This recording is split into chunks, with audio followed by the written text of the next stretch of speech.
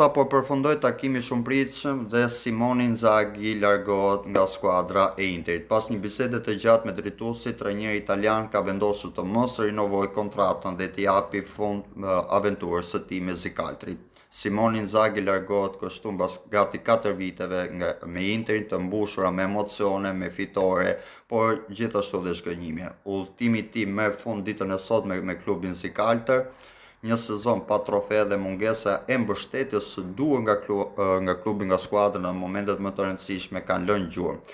Inzaghi e donte Interin, por ndjeu se nuk kishte më atë besimin, atë projektin që ai meritonte.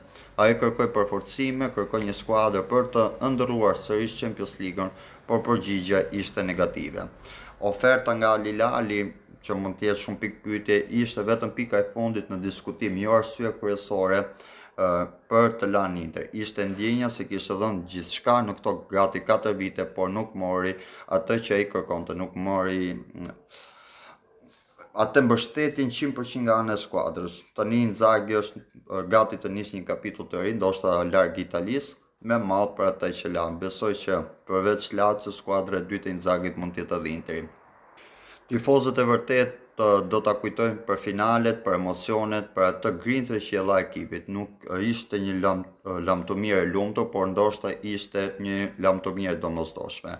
A do të ndjeni mungesën e Simone Inzaghit ke pankina e Interit? Kush mendoni se mund ta zëvendësoj me dinjitet?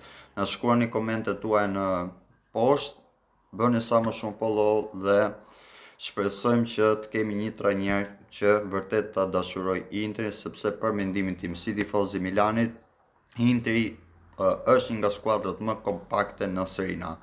Gjithsesi është një Inter në evolucion, një Inter që duhet të ndryshojë, por shpresojmë paktën të jetë një trajner i duhur, një trajner që është gati për Serie A.